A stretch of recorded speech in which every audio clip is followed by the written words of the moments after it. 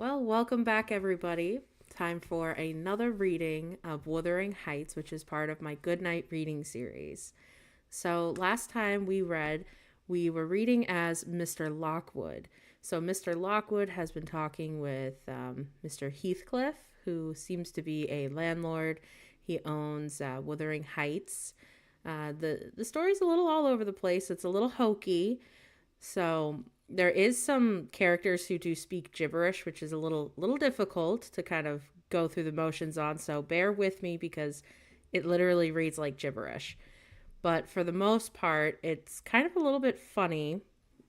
So basically, Mr. Lockwood is like, "Oh, I can't go back home because it's super snowy outside," and he really had to convince um, Mr. Heathcliff and his family to let him stay the night or have somebody, lead him home because it's really, really bad. It's snowing horribly. It's like a blizzard, and he doesn't want to get lost on the moors. So that's kind of where we are right now, and we're reading from the perspective of Mr. Lockwood. So just bear with me. I'm sure it's going to pick up a little bit more. Everybody in Mr. Heathcliff's family is a little depressing and a little angry, it seems, but primarily depressed. That's kind of the general vibe I'm getting. So I'm hoping it'll kind of open up a little bit more into the epic romance that it's supposed to be. So with that being said, let's get to it. Chapter 3. While leading the way upstairs, she recommended that I should hide the candle and not make a noise, for her master had an odd notion about the chambers she would put me in, and never let anybody lodge there willingly. I asked the reason.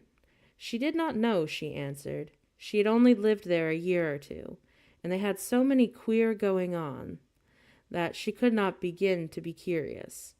Too stupefied to be curious myself, I fastened my door and glanced around for the bed. The whole furniture consisted of a chair, a clothes press, and a large oak case with squares cut near the top, resembling coach windows. Having approached this structure, I looked inside and perceived it to be a singular sort of old-fashioned couch, very conveniently designed to obviate the necessity for every member of the family having a room to himself. In fact, it formed a little closet and a ledge of a windowsill, which it enclosed, and it also served as a table. I slid back the paneled sides and got in with my light, pulled them together again, and held secure against the vigilance of Heathcliff and everyone else. The ledge where I placed my candle had a few mildewed books piled up in one corner, and it was covered with writing scratched on the paint. This writing, however, was nothing but a name repeated in all kinds of characters, large and small. Catherine Earnshaw, here and there varied to Catherine Heathcliff, and then again to Catherine Linton. In vapid listlessness, I leant my head against the window and continued spelling over Catherine Earnshaw, Heathcliff, Linton, till my eyes closed. But they had not rested 5 minutes when a glare of white letters started from the dark. As vivid as specters, the air swarmed with Catherines, and rousing myself to dispel the obtrusive name, I discovered my candle wick reclining in one of the antique volumes, and perfuming the place with the odor of roasted calfskin. I snuffed it off, and very ill at ease under the influence of cold and lingering nausea, sat up and spread open the injured tome on my knee. It was a testament in lean type and smelling dreadfully musty. A fly-leaf bore the inscription, Catherine Earnshaw, her book, and a date some quarter of a century back. I shut it and took up another and another until I had examined all. Catherine's library was select, and its state of dilapidation proved it to be very well used, though not altogether for a legitimate purpose. Scarcely one chapter had escaped a pen and ink commentary, at least the appearance of one, covered every morsel of blank that the printer had left. Some were detached sentences, other parts took the form of a regular diary, scrawled in an unformed, childish hand. At the top of the extra page, I was greatly amused to behold an excellent caricature of my friend, Joseph, rudely, powerfully sketched. An immediate interest kindled within me for unknown Catherine, and I began forthwith to decipher her faded hieroglyphs. "An awful Sunday," commenced the paragraph beneath. "I wish my father were back again. Hindley is a detestable substitute. His conduct to Heathcliff is atrocious, and I were going to rebel. We took our initiatory step this evening. All day had been flooding with rain. We could not go to church, so Joseph must needs get up to a congregation in the garret, and while Hindley and his wife basked downstairs before a comfortable fire, doing anything but reading their Bibles, I'll answer for it, Heathcliff, myself, and the unhappy ploughboy were commanded to take our prayer books and mount. We were ranged in a row on a sack of corn, groaning and shivering, and hoping that Joseph would shiver too, so that he might give us a short homily for his own sake. A vain idea. The service lasted precisely 3 hours, and yet my brother had the face to exclaim, when he saw us descending,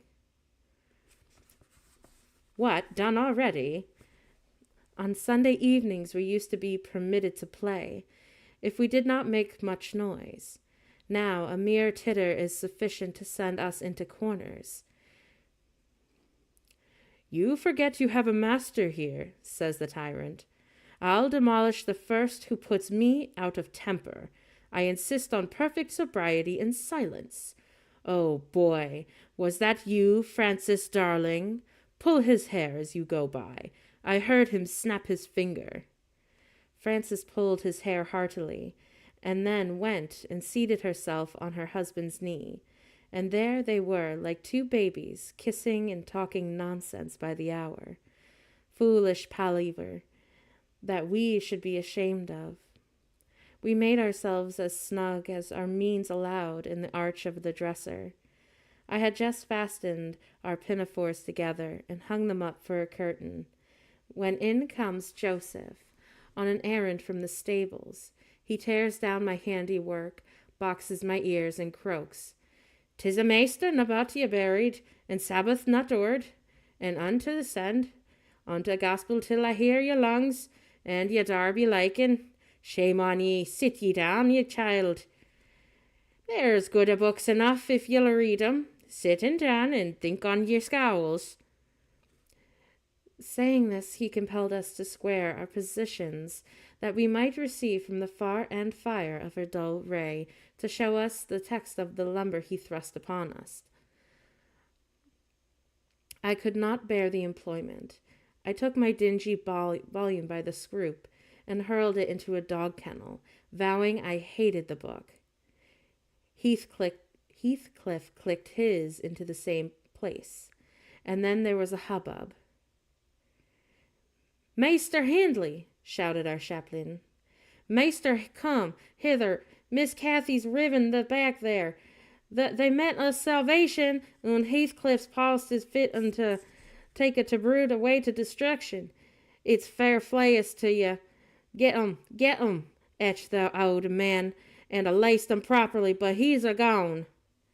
Hindley hurried up from his paradise on the hearth, and seizing one of us by the collar and the other by the arm, hurled both into the back kitchen, where Joseph asseverated, "Auld Nick would fetch us as sure as we were living," and so comforted, we each sought a separate nook to await his advent.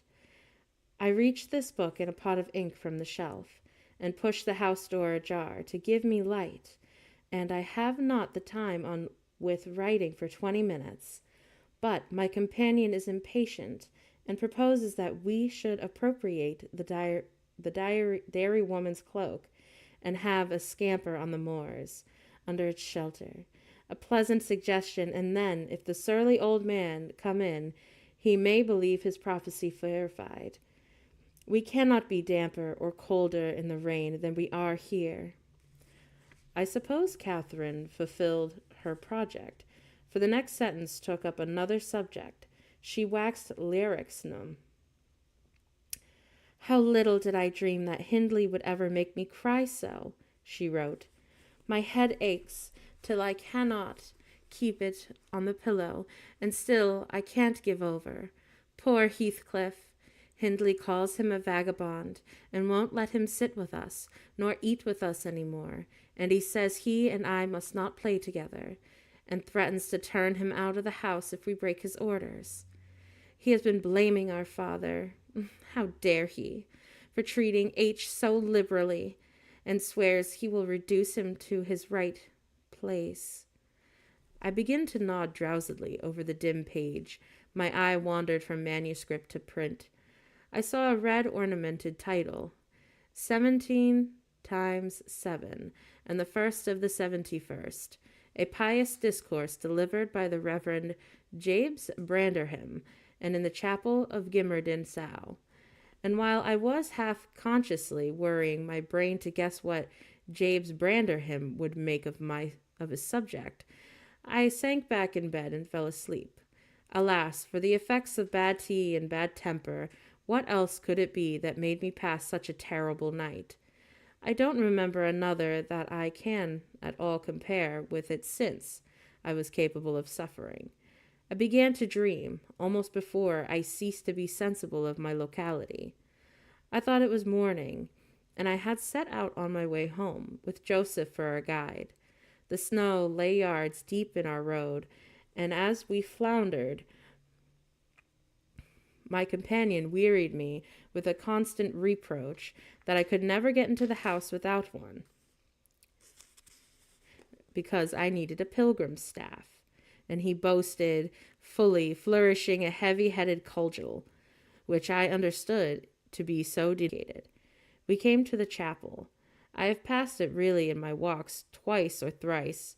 It lies in a hollow, between two hills, an elevated hollow, near a swamp, whose peaty moisture is said to answer all the purposes of embalming on the few corpses deposited there. The roof has been kept whole hitherto, but as the clergyman's stipend is only 20 pounds per annum, and a house with 2 rooms, threatening speedily to determine into clergy, will undertake the duties of pastor, especially as it is currently reported that his flock would rather let him starve than increase the living by 1 penny from their own pockets.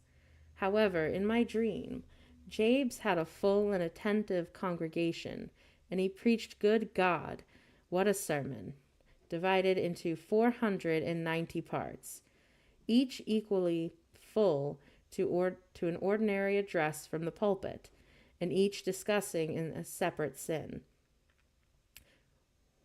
Where he searched for them, I cannot tell. He had his private manner of interpreting the phrase, and it seemed necessary the brother should sin different sins on every occasion. They were of the most curious character, odd transgressions that I never imagined previously. Oh, how weary I grew, how I writhed and yawned and nodded and revived, how I pinched and pricked myself and rubbed my eyes, and stood up and sat down again and nudged Joseph to inform me if he would ever have done. I was first condemned to hear all out. Finally, he reached the first of the 71st. At that crisis, a sudden inspiration descended upon me. I was moved to rise and denounce Jabes Branderham as the sinner of the sin that no Christian need pardon. "Sir," I exclaimed, "sitting here within these 4 walls at one stretch, I have endured and forgiven the 490 heads of your discourse. 70 times 7 appears that I have plucked up my hat and been about to depart. 70 times 7 times have you preposterously forced me to resume my seat. The martyrs have at him, drag him down and crush him to atoms, that the place which knows him may know him no more." "Thou art the man," cried Jabes, after a solemn pause, leaning over his cushion. 70 times 70 times didst thou gapingly contort thy visage, 70 times 7 did I take counsel within my soul. Lo, this human weakness, this may also be absolved. The 71st is come. Brethren, execute upon him the judgment written. Such honor have all his saints. With the concluding word, the whole assembly, exalting their pilgrims' staves, rushed around me in a body, and I, having no weapon to raise in self-defense, commenced grappling with Joseph, my nearest and most ferocious assailant, for his. In the confluence of the multitude, several clubs crossed. Blows aimed at me fell on other sconces. Presently, the whole chapel resounded with rappings and counter-rappings. Every man's hand was against his neighbor, and Branderham, unwilling to remain idle, poured forth his zeal in a shower of loud taps on the boards of the pulpit, which responded so smartly that at last, to my unspeakable relief, they woke me. And what was it that had suggested the tremendous tumult? What had played James's part in the row? Merely the branch of a fir tree that touched my lattice, as a blast wailed by and rattled its dried cones against the panes. I listened, undoubtingly, in an instant, detected the disturber, and then turned and dozed and dreamt again, if possible still more disagreeably than before. This time I remembered I was lying in the oak closet, and I heard distinctly the gusty wind and the driving of the snow. I heard also the fir bough repeat its teasing sound, and ascribed it to the right cause. But it annoyed me so much that I resolved to silence it, if possible, and I thought. I rose and endeavored to unhasp the casement. The hook was soldered into the staple, a circumstance observed by me when awake, but forgotten. I must stop it, nevertheless, I muttered, knocking my knuckles through the glass, and stretching an arm out to seize the importunate branch, instead of which my fingers closed on the fingers of a little ice-cold hand. The intense horror of the nightmare overcame me. I tried to draw back my arm, but the hand clung to it, and a most melancholy voice sobbed, "Let me in, let me in." "Who are you?" I asked, struggling meanwhile to disengage myself. "Catherine Linton," it replied shiveringly. Why did I think of Linton? I had read Earnshaw 20 times for Linton. "I'd come home. I'd lost my way on the moor." As it spoke, I discerned obscurely a child's face looking through the window. Terror made me cruel, and finding it useless to attempt shaking the creature off, I pulled its wrist onto the broken pane and rubbed it to and fro until blood spat down and soaked the bedclothes. Still I wailed. "Let me in." It maintained its tenacious grip, almost maddening me with fear. "How can I said at length. "Let me go if you want me to let you in." The fingers relaxed. I snatched mine through the hole, hurriedly, piled the books up in a pyramid against it, and stopped my ears to exclude the lamentable prayer. I seemed to keep them closed above a quarter of an hour. Yet, the instant I listened again, there was the doleful cry moaning on. "Be gone!" I shouted. "I'll never let you in. Not if you beg for 20 years. "It is 20 years, mourned the voice. 20 years. I have been a waif for 20 years. There it began, a feeble scratching outside, and the pile of books moved as if thrust forward. I tried to jump up, but could not stir a limb, and so yelled aloud in a frenzy of fright. To my confusion, I discovered the yell was not ideal. Hasty footsteps approached my chamber door. Somebody pushed it open with a vigorous hand, and a light glimmered through the squares at the top of the bed. I sat shuddering, and wiping the perspiration from my forehead. The intruder appeared to hesitate, and muttered to himself. At last he said in a half-whisper, plainly not expecting an answer, "Is anyone here?" I considered it best to confess my presence, for I knew Heathcliff's accents, and feared he might search further if I kept quiet. With this intention, I turned and opened the panels. I shall not soon forget the effect of my action that it produced. Heathcliff stood near the entrance, in his shirt and trousers, with the candle dripping over his fingers, and his face as white as the wall behind him. The first creak of the oak startled him with an electric shock. The light leaped from his hole to a distance some feet, and his agitation was so extreme that he could hardly pick it up. "It is only your guest, sir," I called out, desirous to spare him the humiliation of exposing his cowardice further. "I had the misfortune to scream in my sleep, owing to a frightful nightmare. I'm sorry I disturbed you." "Oh, God confound you, Mr. Lockwood! I wish you were at the—" commenced my host, setting the candle on a chair, because he found it impossible to hold it steady. "And who showed up to you in this room?" he continued, crushing his nails into his palms and grinding his teeth to subdue the maxillary convulsions. "Who is it? I've a good mind to turn them out of the house this moment."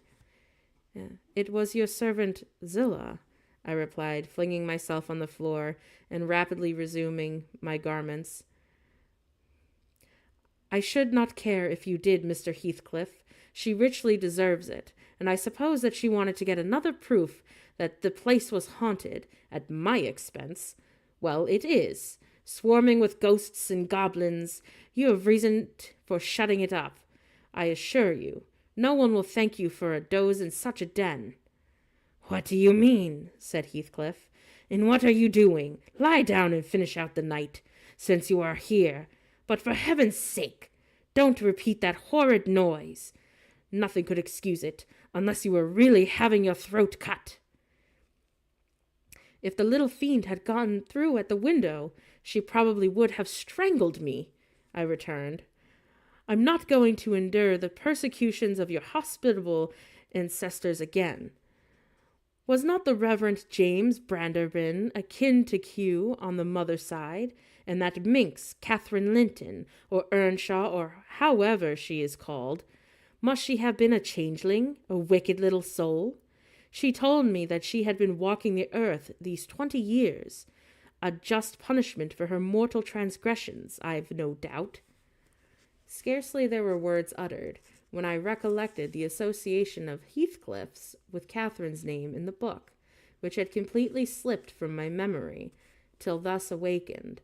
I blushed at my inconsideration, but without showing further consciousness of the offense, I hastened to add, "The truth is, sir, I passed the part of the night in—" Here I stopped afresh.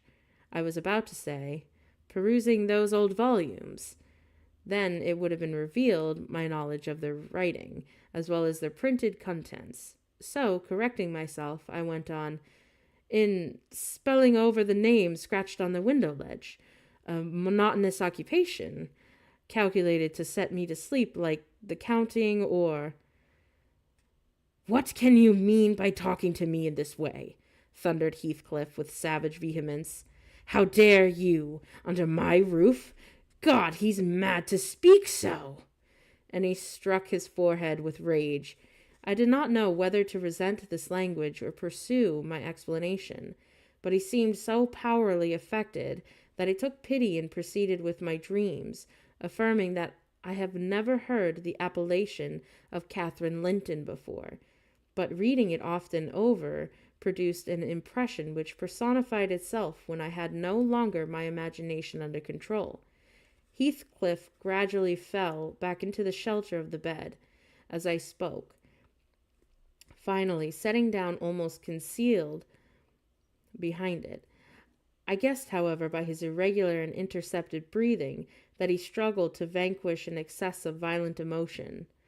Not liking to show him that I heard the conflict, I continued my toilet rather noisily, looked at my watch, and soliloquized on the length of the night.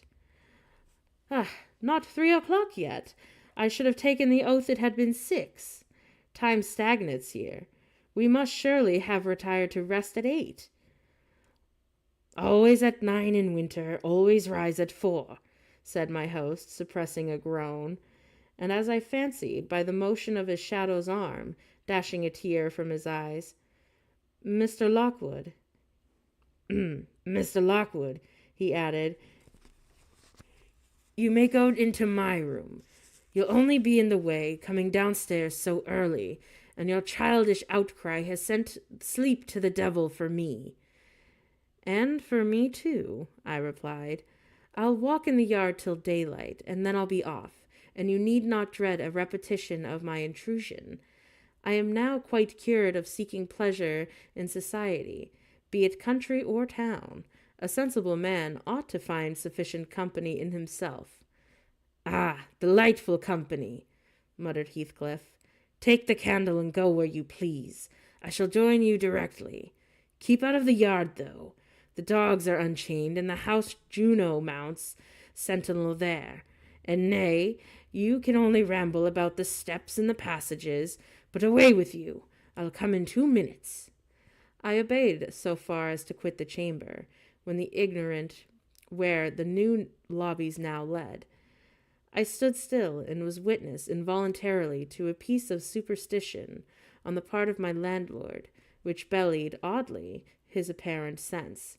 He got onto the bed and wrenched open the lattice, bursting, as he pulled it, into an uncontrollable passage of tears. Come in, he sobbed. Cathy, do come. Oh, do come once more. Oh, my heart's darling. Hear me this, Catherine, at last. The spectre showed a spectre's ordinary caprice, gave no sign of being, but the snow and the wind whirled wildly through, even reaching my station and blowing out the light. There was such anguish in the gush of grief that accompanied this raving that my compassion made me overlook its folly, and I drew off, half angry to have listened at all, and vexed at having related my ridiculous nightmare, since it produced that agony, though why has beyond my comprehension I do not know. I descended cautiously to the lower regions, and landed on the back kitchen, where a gleam of fire, raked compactly together, enabled me to rekindle my candle. Nothing was stirring except a brindled gray cat, which crept from the ashes and saluted me with a querulous mew. 2 benches shaped in sections of a circle nearly enclosed the hearth. On one of these I stretched myself, and Grimalkin mounted the other. We were both of us nodding ere anyone invaded our retreat, and then it was Joseph, shuffling down a wooden ladder that vanished in the roof through a trap, the ascent to his garret, I suppose. He cast a sinister look at the little flame from which I had enticed to play between the ribs, swept the cat from its elevation, and bestowing himself in the vacancy, commenced the operation of stuffing a 3-inch pipe with tobacco. My presence in his sanctum was evidently esteemed a piece of impudence too shameful for remark. He silently applied the tube to his lips, folded his arms, and puffed away. I let him enjoy the luxury unannoyed, and after sucking out the last wreath and heaving a profound sigh, he got up and departed as solemnly as he came.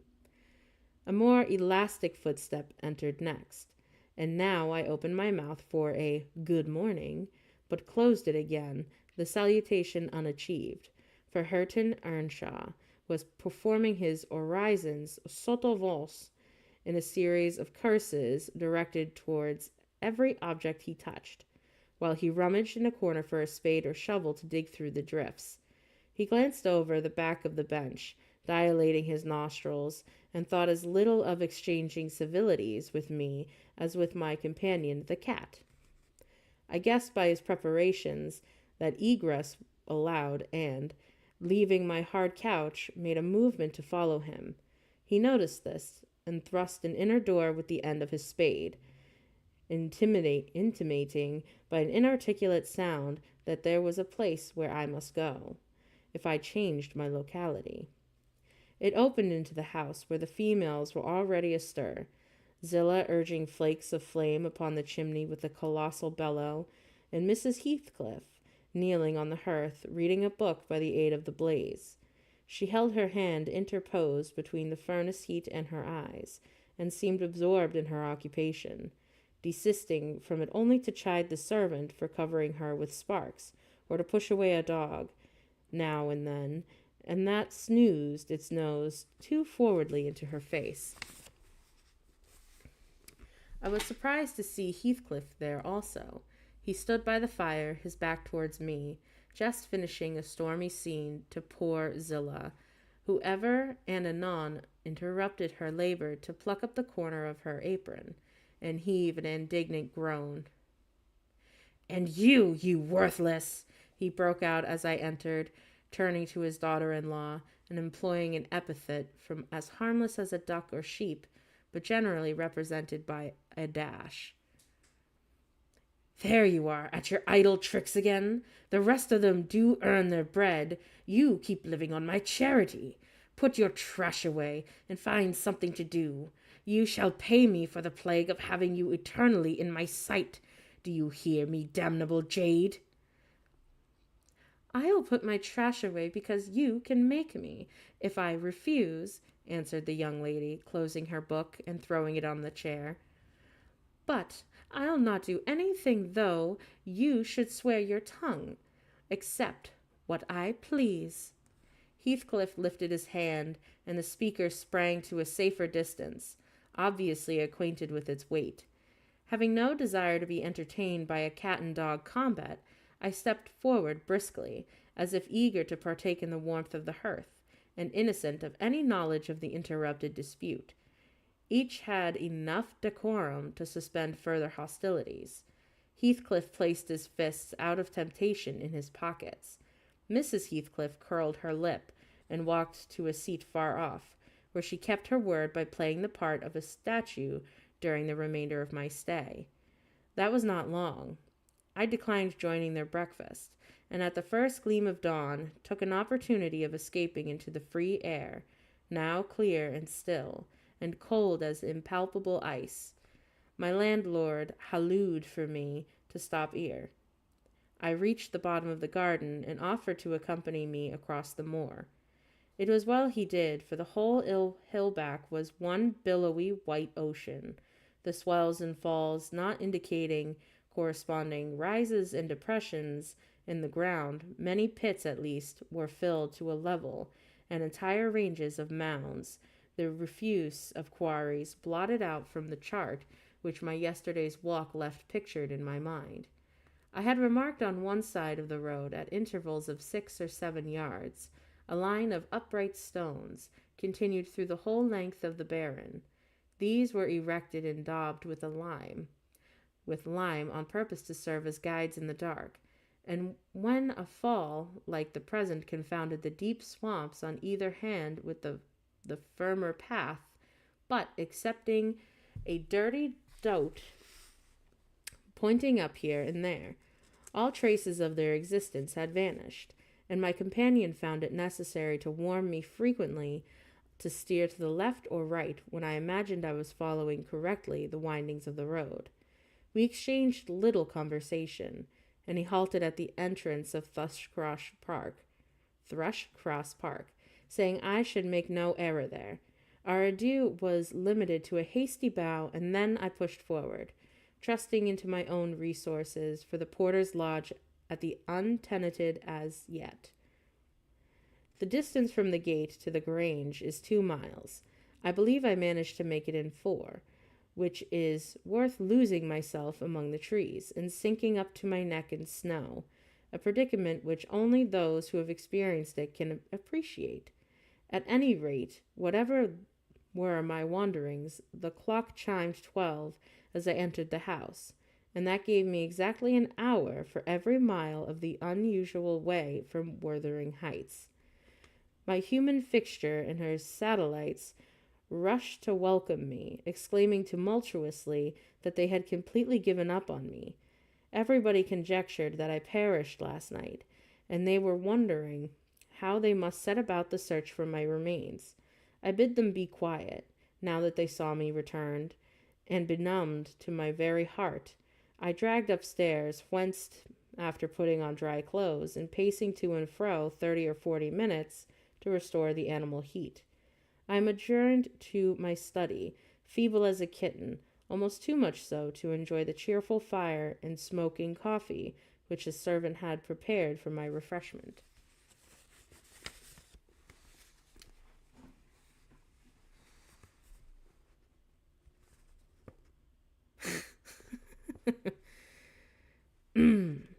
Chapter 4. What vain weathercocks we are! I, who determined to hold myself independent of all social intercourse, and thanked my stars that at length I had lightened to a spot where it was next to be impracticable. I, weak wretch, after maintaining till dusk a struggle with the low spirits and solitude, was finally compelled to strike my colors, and under pretense of gaining information concerning the necessities of my establishment, I desired Mrs. Dean, when she brought in supper, to sit down while I ate it, hoping sincerely she would prove a regular gossip, and either rouse me to animation or lull me to sleep by her talk. "Have you lived here a considerable time?" I commenced. "Did you not say 16 years?" 18, sir. I came, when the mistress was married, to wait on her after she died. The master retained me for his housekeeper." "Indeed." There ensued a pause. She was not a gossip, I feared, unless about her own affairs, and those could hardly interest me. However, having studied for an interval, with the fist on either knee and a cloud of meditation over her ruddy countenance, she ejaculated, "Ah, times are greatly changed since then." "Yes," I remarked. "You've a good many alterations, I suppose." "I have, and troubles too," she said. "Oh, I'll turn the talk on my landlord's family," I thought to myself. "A good subject to start. And that pretty girl widow.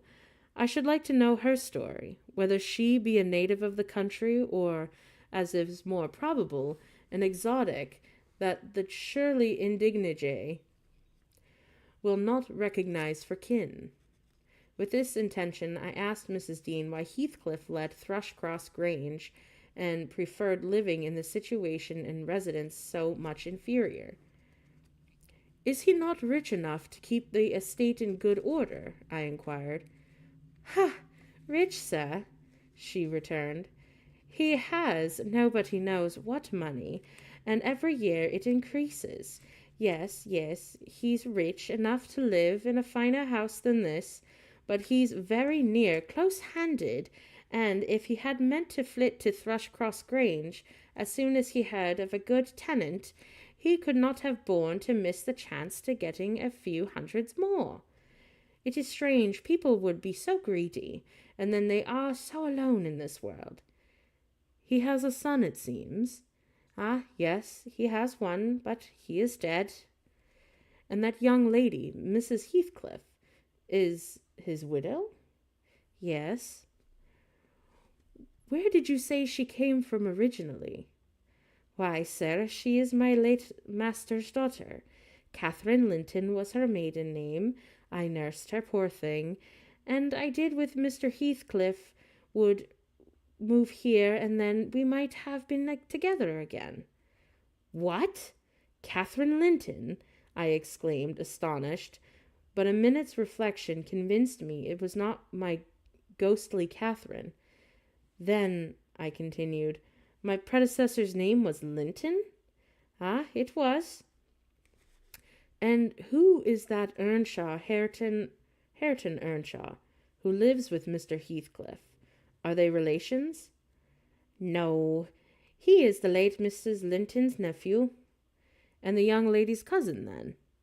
"Yes, and her husband was the cousin also, one on the mother's side and one on the father's side. Heathcliff married Mr. Linton's sister." "I see. The house at Wuthering Heights has Earnshaw carved into the front door. Are they an old family?"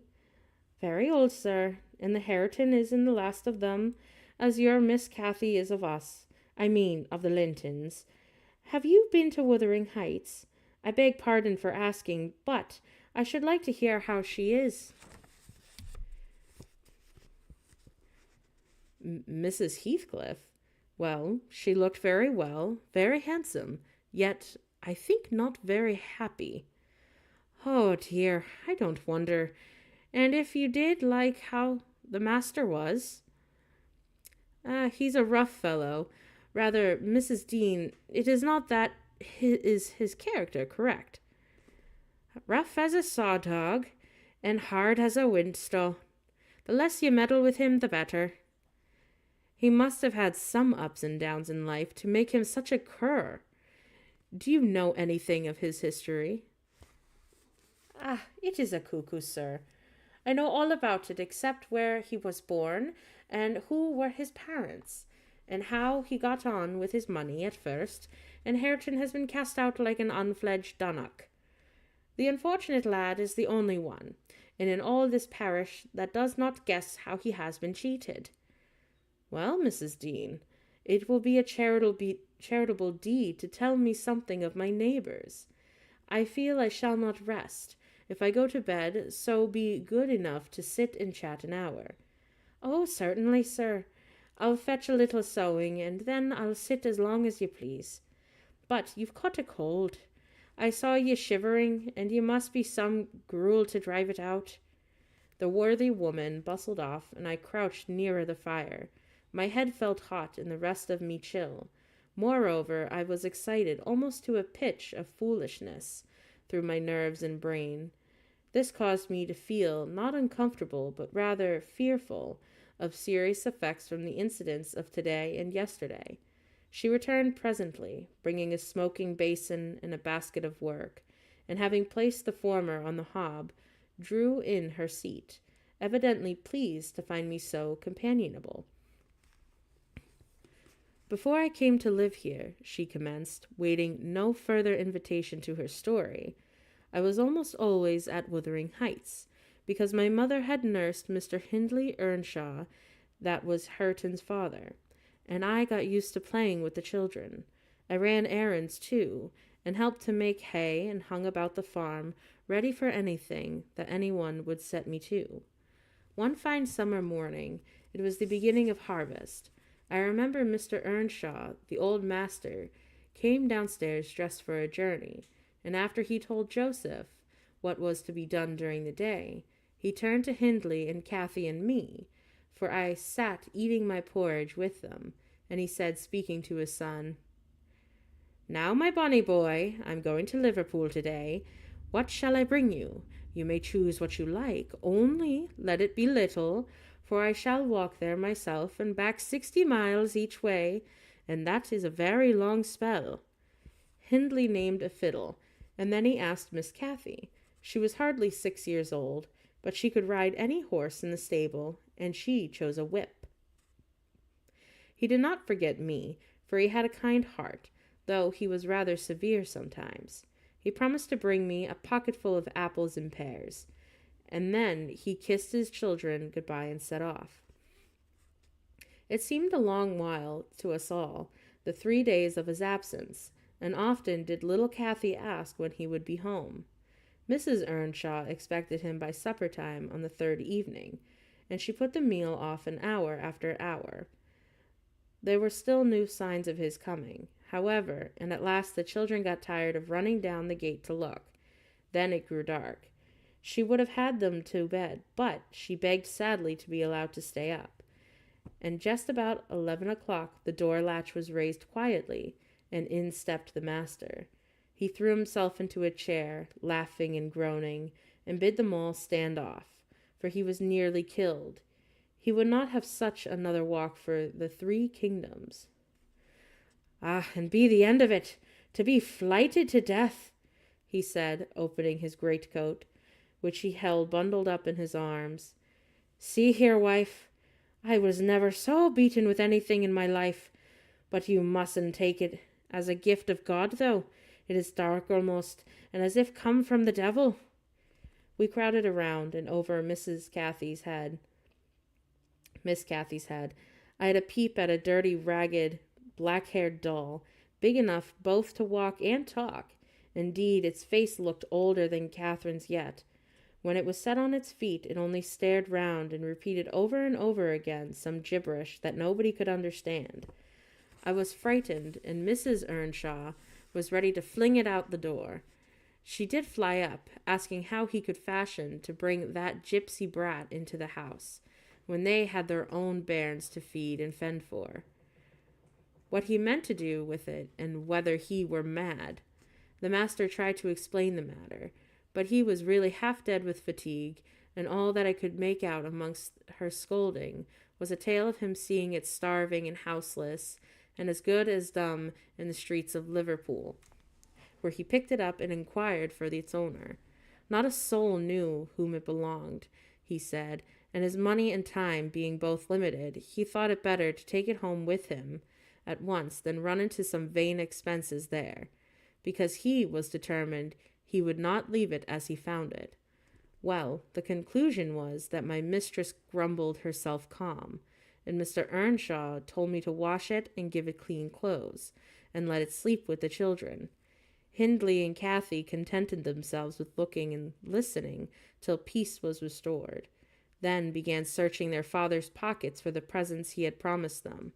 The former was a boy of 14, but when he drew out what had been a fiddle, crushed it to morsels in the greatcoat, he blubbered aloud, and Cathy then learned what the master had lost her whip while intending on the stranger, showed her humor by grinning and spitting at the stupid little thing, earning for her pains a sound below from her father to teach her cleaner manners. They entirely refused to have it in bed with them, or even in their room, and I had no more sense. So I put it on the landing of the stairs, hoping it might be gone on the morrow, by chance, or else attracted by hearing his voice. It crept to Mr. Earnshaw's door, and there he found it quitting on his chamber. Inquiries were made as to how it got there. I was obliged to confess, and in recompense for my cowardice and inhumanity, was sent out of the house. This was Heathcliff's first introduction to the family. On coming back a few days afterwards, I found that they had christened him Heathcliff. It was the name of a son who had died in childhood, and it served him ever since, both for Christian and surname. Miss Cathy and he were now very thick, but Hindley hated him, and to say the truth, I did the same, and we plagued and went on with him shamefully, for I wasn't reasonable enough to feel my injustice, and the mistress never put a word on his behalf when she saw him wronged. He seemed a sullen, patient child, hardened, perhaps, to ill treatment. He would send Hindley's blows without winking, and shredding a tear, and my pinches moved him only to draw in a breath and open his eyes, as if he had hurt himself by accident and nobody was to blame. This endurance made old Earnshaw furious, and he had soon discovered his son persecuting the poor fatherless child, as he had called him. He took to Heathcliff strangely, believing all he said, and petting him up above Cathy, who was too mischievous and wayward for a favorite. So, from the very beginning, he bred bad feeling in the house, and at Mrs. Earnshaw's death, which happened in less than 2 years after, the young master had learned to regard his father as an oppressor rather than a friend, and Heathcliff was an usurper of his father's affections and his privileges, and he grew bitter with brooding over these injuries. I sympathized a while, but when the children fell ill of the measles, and I had to tend them and take them on me, the cares of a woman at once, I changed my ideas. Heathcliff was dangerously sick, and while he lay at the worst, he would have me constantly by his pillow. I suppose he felt I did a good deal for him, and he hadn't the wit to guess what I was compelled to do. However, I will say this, he was the quietest child that any nurse could have ever watched over. The difference between him and the others forced me to be less partial. Cathy and her brother harassed me terribly. He was as uncomplaining as a lamb, although the hardness, not the gentleness, made him give little trouble. He got through, and the doctor affirmed that it was in a great measure owing to me, and praised me for my care. I was vain of his condemnations, and softened toward the being by whose means I earned them. And thus Hindley lost his last ally. Still, I couldn't dote on Heathcliff, and I wondered often what my master saw to admire so much in a sullen boy, who never, to my recollection, repaid his indulgence by any sign of gratitude.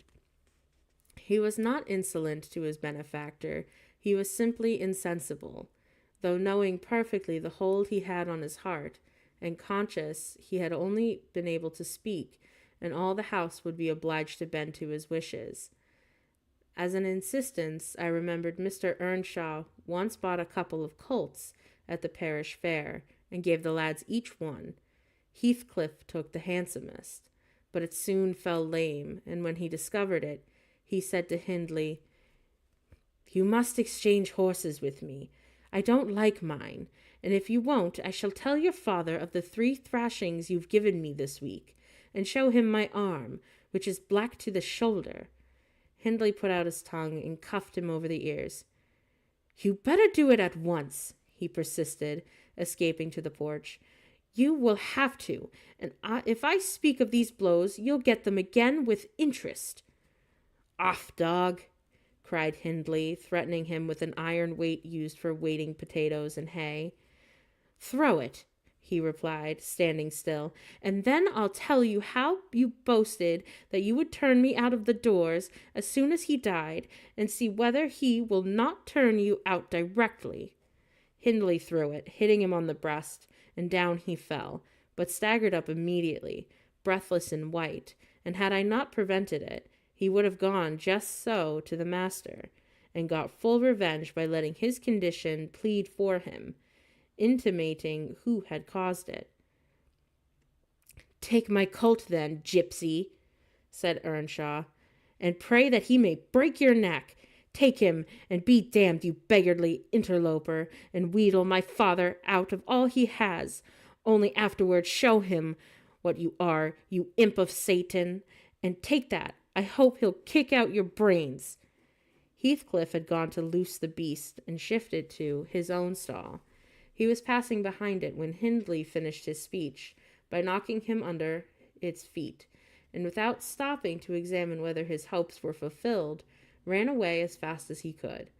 I was surprised to witness how coolly the child gathered himself up, and went on with his intention, exchanging saddles and all, and then sitting down on a bundle of hay to overcome the qualm which the violent blow occasioned, before he entered the house. I persuaded him easily to let me lay the blame of his bruises on the horse. He minded little what tale was told, since he had what he wanted.